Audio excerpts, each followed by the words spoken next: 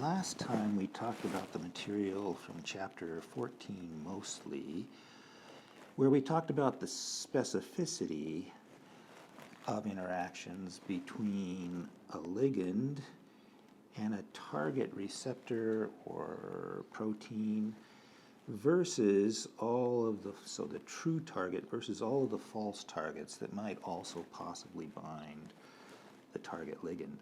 And we saw that we could define a specificity factor, which is called alpha, which is the concentration of the stuff of the ligand that's bound to the true target over the sum of the concentrations of the ligand bound to all the false targets. And then you can substitute in expressions for these concentrations, and that gives you an expression that tells you how this specificity factor depends on the concentration of the ligand. And we saw down here, jumping ahead a little bit, that as the ligand concentration increases, the specificity goes from very high to somewhat lower, but higher saturation of the actual target. Up here, the specificity is very high, but there's very little ligand bound to the actual target. There's none bound to the false targets, but there's not much bound to the true target either. So if you go up in concentration a bit, you can get more stuff bound to the true target without getting too much bound to the false targets, and so that's kind of the ideal situation. If you keep increasing the concentration after that, though, you start losing serious amounts of specificity until if you really increase it a lot, then you're binding everything and you've lost all your specificity.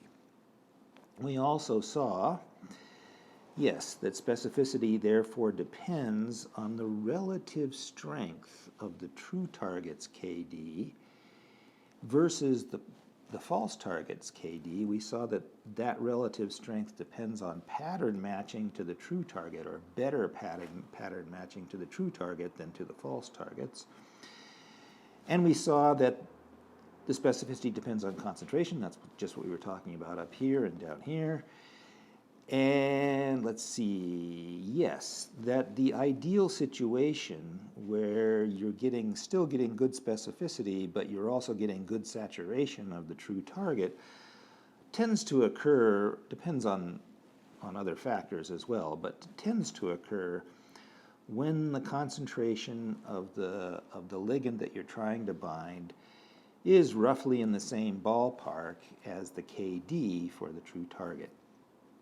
And yes, that KD must be quite a bit stronger, 100-fold stronger, at least 10-fold stronger than the KDs for any of the others out there. Of course, how strong this KD has to be doesn't just depend, you can't just pick a number, because it depends on how many of the false targets there are and what their concentration is. If you've got a lot of false targets, and if they're at high concentration compared to the true target, then the KD has to be better in order not to have the ligand all slurped up by the false targets.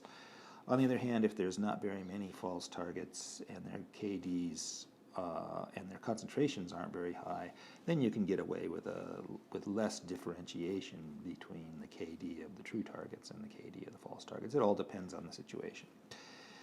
All right, we also saw that the pattern matching that allows the true target to bind better than the false target depends on H-bonds, on electrostatics, and also on shape. It's a lock and key kind of situation, or at least that's what the term lock and key means. It really means these kinds of pattern matching.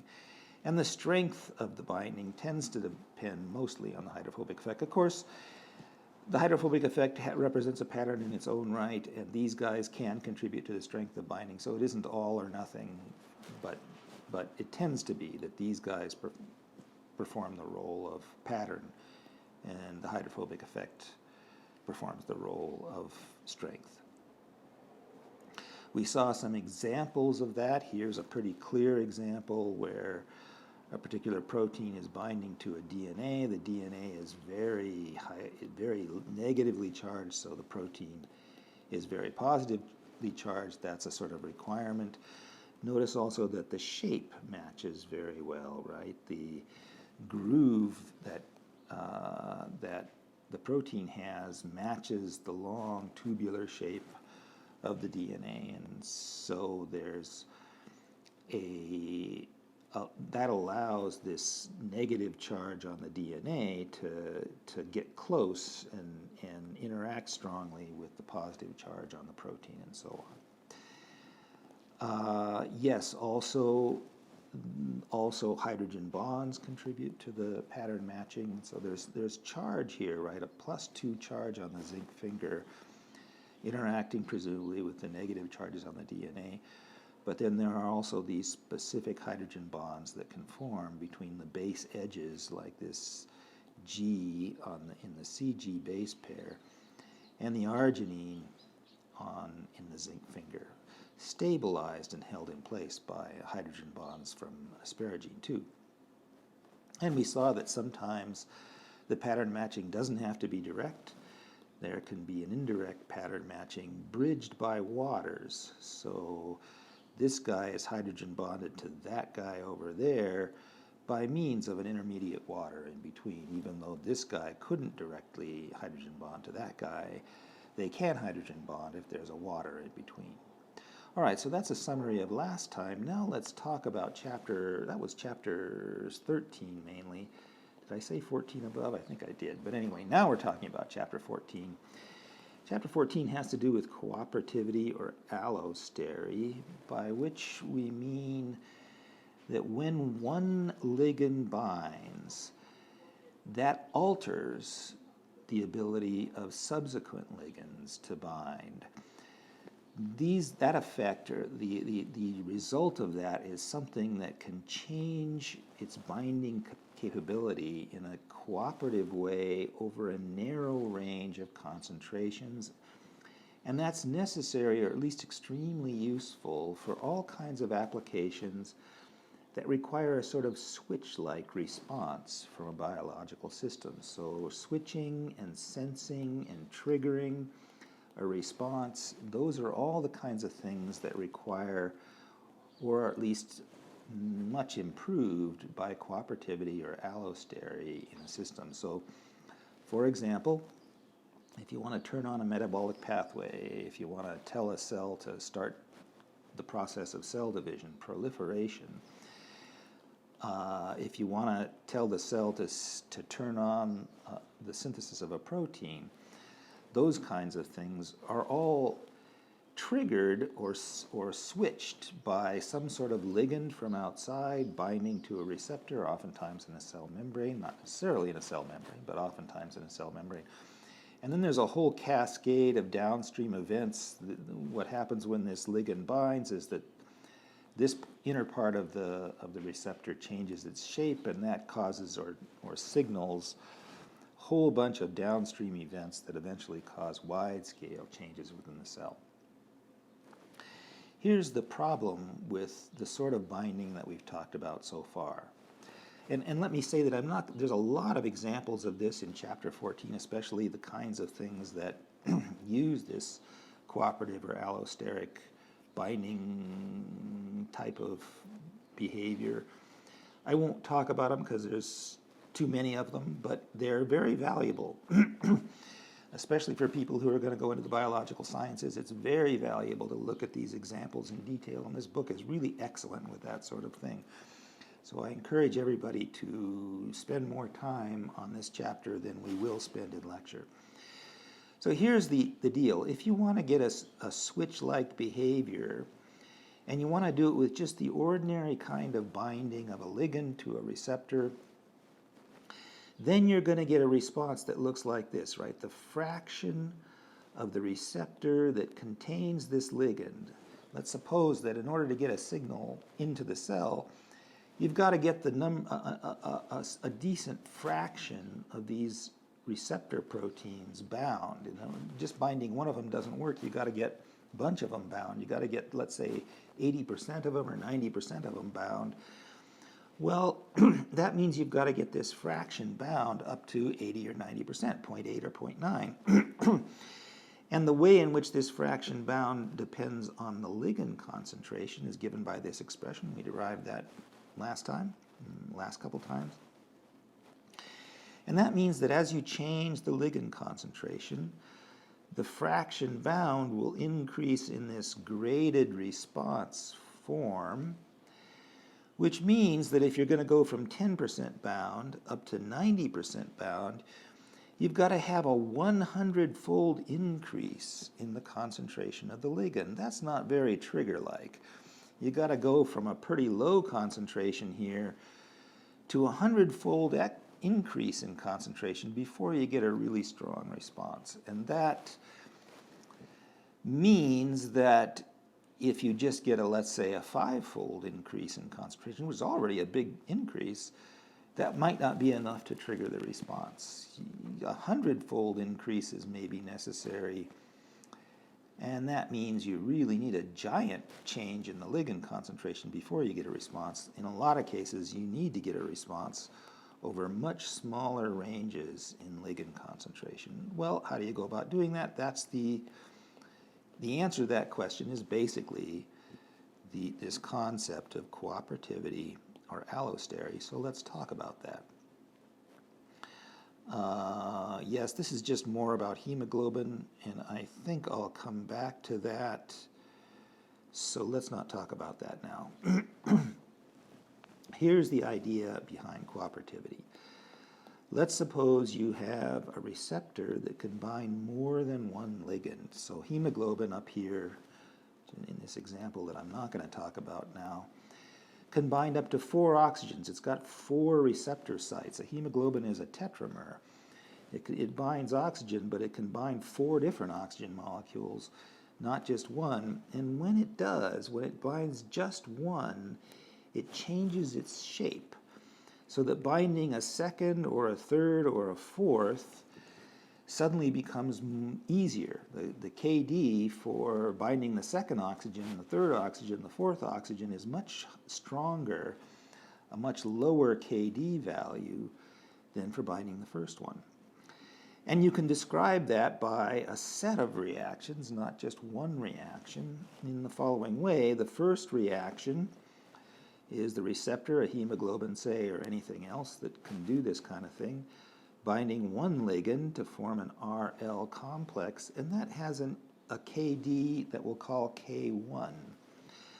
But now it can bind another ligand, so RL can bind a ligand to form RL2, and that's got a KD, but that KD, even though the receptors may all be the same, or may all originally have all been the same, so in the case of hemoglobin, all 4 subunits are identical, you would think that that means that the second KD is the same as the first KD, but for cooperative systems, it's not.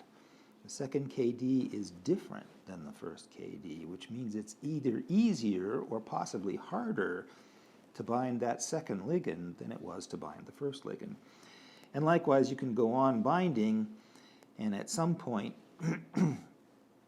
you're binding the K plus 1th ligand, and there's an equilibrium constant for that, and it may be different, may be very different than any of the other equilibrium constants that happened before. In other words, binding one ligand changes the affinity of the remaining sites for the next ligand and the next ligand after that, and so on. That's cooperativity. So, you know, the name says what the idea is, that the binding is cooperative. Once one binds, the others are all more likely to bind or maybe less likely to bind.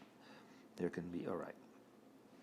So each binding affects all the later bindings. All the Ks are different. If they're all the same, then there's 0 cooperativity. If they're all different, then you have cooperativity, either positive cooperativity or negative cooperativity.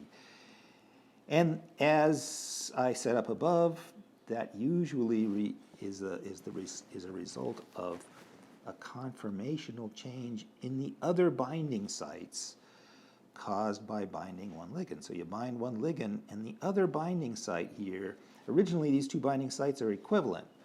They're identical. But after you bind the first ligand, the second binding site changes its properties or changes its shape, and now it binds differently than it would have if this first ligand weren't bound. Positive cooperativity means that the KD gets stronger. In other words, this new binding site has higher affinity than the old binding site did. That means it's easier to bind the second ligand. Negative cooperativity, on the other hand, means that the new KD is weaker than the old KD, and that would mean that it gets harder to bind the next ligand than it was to bind the first ligand. Usually it's positive cooperativity we're interested in. You want a sort of a ramp-up effect. But there are cases where negative cooperativity are also what you want. All right, so let's consider then a simple case, not where you've got 6 ligands or 20 ligands or something like that, but just 2. It's always best, as I've said before, to consider the simplest cases first, just to see how things work. Even if the simplest cases aren't the cases you're truly interested in, it's always good to look at a simple case to get things straight in your mind. So in this case, just 2 sites can be bound, and you can bind just 2 ligands. So you start with P, and you bind L to form PL. Then PL can bind another L to form PL2. There's a KD for the first binding. There's a KD for the second binding. For the overall process, the fraction of things that are bound will then be the concentration of the amount of PL2 that's present over the sum of the totally unbound stuff and the concentration of PL2 itself. That means that that fraction, if I divide through by PL2 on top and bottom, can be written as 1 over 1 plus P over PL2. And now we can use the equilibrium constant expressions for each of the individual reactions to see what this ratio of PL over PL2 is. And to do that, we take the equilibrium constant expression for the first binding and the equilibrium constant expression for the second binding, and we multiply them together. And when we do that, you can see that this PL here is going to cancel with that PL there. We're going to lose all the PL dependence, and we'll get this expression, which is P times L squared over PL2. And that means, rearranging by one step, that this ratio P over PL2 here is equal to KD times KD1 times KD2 divided by the L squared. And now I can plug that into here and get my final expression for the fraction, which is F is equal to 1 over 1 plus the product of the 2 KDs divided by the ligand concentration squared, right? I put that little 2 in red to emphasize that that's new. This product of KDs up here just makes a new KD, right? And that isn't really new. What's new is this second power in the ligand concentration. For comparison, here's our old expression for the fraction bound. It's only got a first power in 1 over the ligand concentration. So that second order power there is new. And if we plug some numbers into that in this next example, we can see how that works. Here's the case where we only have 1 ligand binding with a KD of 10 to the minus 6. And so we would get an expression for the fraction bound of 1 plus our KD divided by L. That's 10 to the minus 6 over L, and we're going to get the normal kind of graded response behavior from that with a micromolar value of KD, right? So this would occur at about 1 micromolar because that's 1/2. That's F equal to 1/2. Remember that when F equals to 1/2, the L concentration is approximately equal to the KD. So we know more or less how this is going to behave. We've seen that behavior before. Now let's consider the case 2, where we have a cooperative binding of 2 ligands. And let's suppose that the KDs for the 2 bindings are 10 to the minus 4 and 10 to the minus 8. Notice that the first binding is weaker, actually, than the binding for the single case. but the binding for the second case is stronger. And notice that this increase in the strength of the KD is the cooperativity, and it's a positive cooperativity that's being represented here by these two KD values. In that case, using the result we got up above here for two ligands binding, we would get that the fraction is equal to 1 over 1 plus the product of the two KDs. In other words, 10 to the minus 12, right? 10 to the minus 4 times 10 to the minus 8 is 10 to the minus 12, divided by the ligand concentration squared. And so our final expression for the fraction bound is 10 to the minus 12 over ligand concentration squared. We can plot that. We can plot both of these versus ligand concentration. That's what I'm showing here. Let me blow that up a little bit more even. The red curve here is the single case where the ligand concentration, it's 1 over 1 plus 10 to the minus 6 over ligand concentration. And you can see that it's the normal graded response kind of curve. And you can see also that in order to get a turn on in this case, we have to go from about 1 times 10 to the minus 7. That's the place where, or roughly the place where f will be equal to 0.1, up to about 4 times 10 to the minus 6. So it takes a pretty big range, or a pretty big increase in ligand concentration in order to get to 80% bound here. On the other hand, for the second case, which is 1 over 1 plus 10 to the minus 12 over ligand concentration squared, that's this green curve. Now we get up to 80% bound, starting from 10% bound here, and up to 80% bound with just a 10x concentration change rather than a 100x concentration change.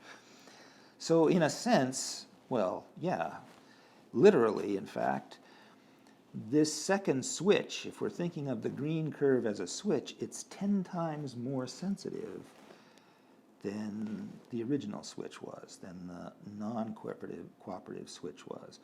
We would get a response with only a 10-fold increase in concentration rather than a 100-fold increase in concentration. And so it's 10 times more sensitive. If you're a cell and you're trying to find some rare metabolite out in the surroundings, for example, and you have to get a 100-fold increase in that metabolite, then you're just 10 times less sensitive to the stuff you need than you would be in the cooperative case.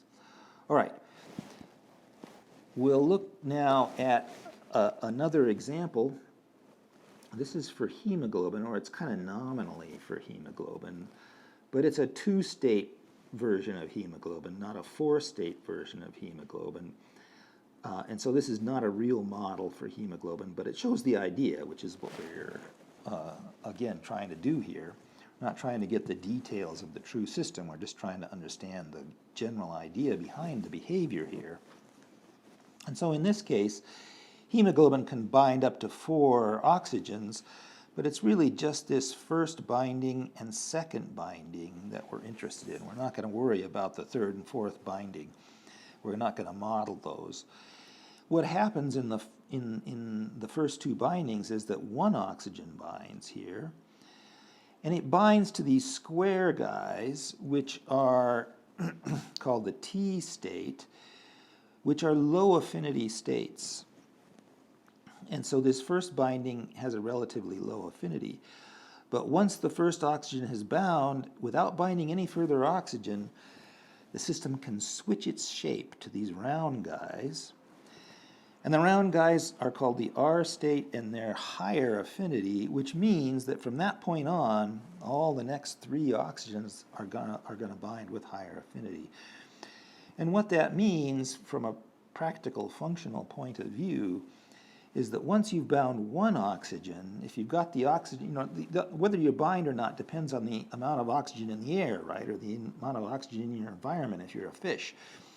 But the amount of oxygen available to you, the concentration of oxygen available to you, what this says is that if you've got enough concentration to get this one binding, then you can not just get one oxygen bound, but you can load up with 3 more oxygens and get a fully loaded set of 4 oxygens on there, which helps if you want to get a lot of oxygen into your system. On the other hand, if this hemoglobin now moves from your lungs down to your cells, right? So it's moving through the bloodstream to your cells. In your cells, the oxygen concentration is lower. Well, the fact that now, once you get to this state, the oxygen affinity goes down means that you can dump the O2. You can load up in the lungs and dump out in the cells in an efficient way.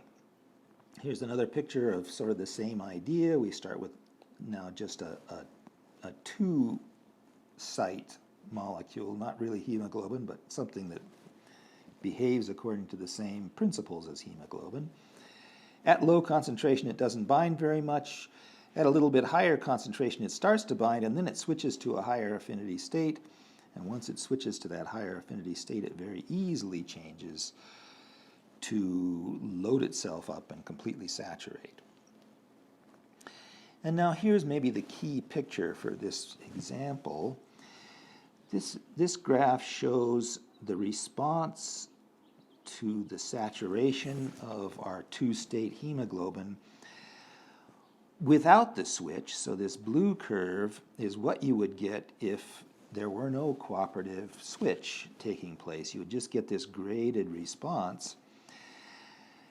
The second curve, this red curve here, shows what you would get if the hemoglobin were always in the high affinity state. So again, it's a non-cooperative case, but with a high affinity. This is the non-cooperative case with the low affinity. This is the non-cooperative case with the high affinity.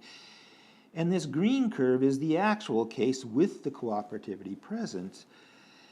And what this figure is showing is that because of the cooperativity, the system switches over, crosses over from the low affinity case to the high affinity case. And so as you're increasing the concentration, you get this turn on, if you like, this switching behavior or crossover behavior from the low affinity T state to the high affinity T state behavior, or R state behavior.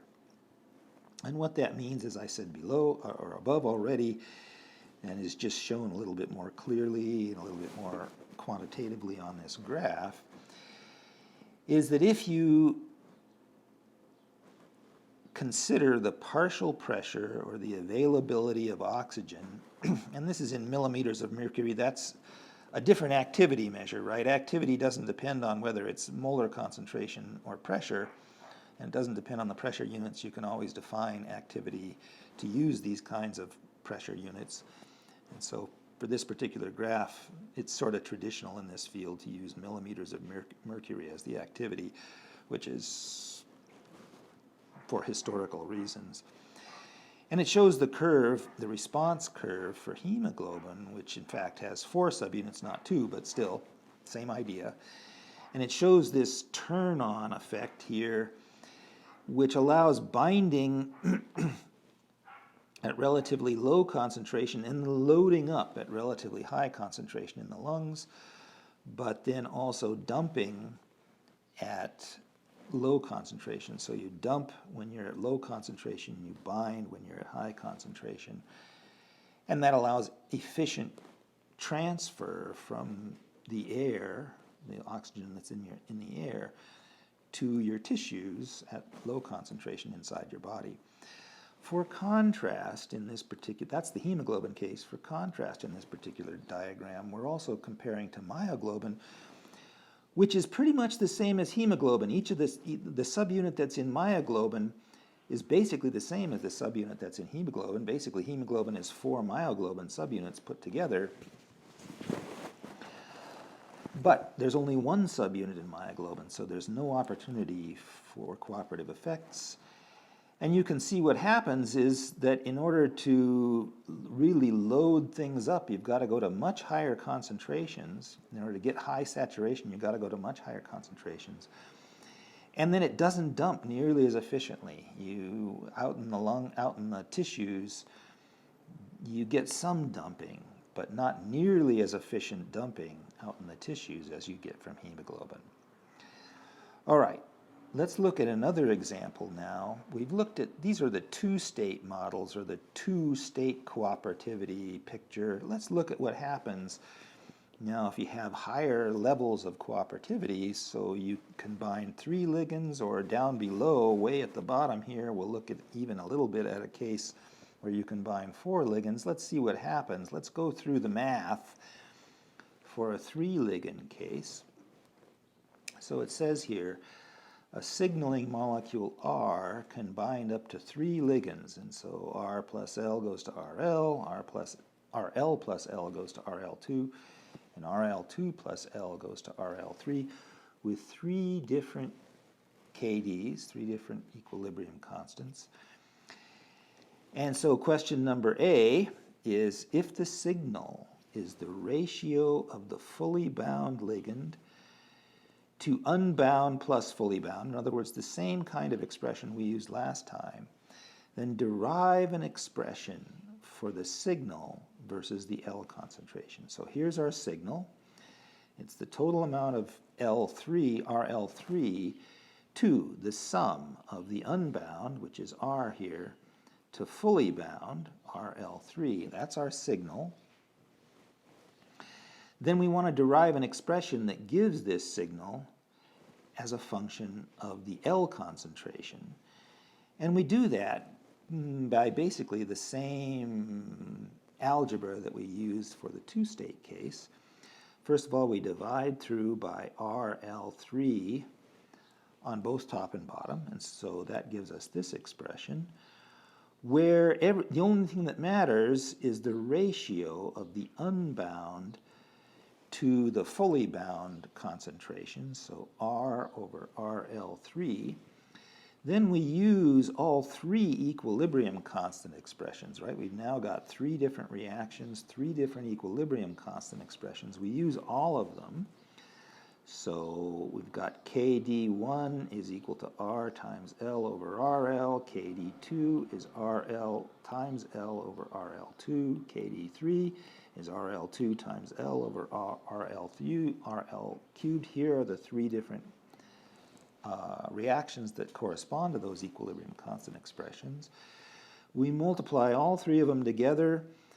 RL cancels here, RL2 cancels there, and we get an expression that's R over RL3. That's exactly the ratio we need up here, times L to the cubed power.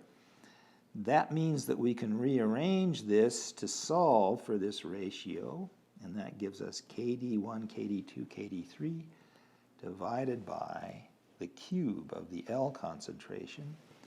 And now if we plug that up into here again, we get our final expression, which gives the fraction bound is equal to the product of all 3 KDs divided by the ligand concentration. And now again, I've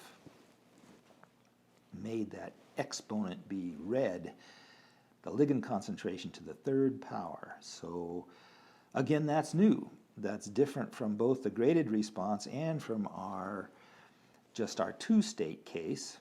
Now we have a 3-state case and we've got a 3rd power.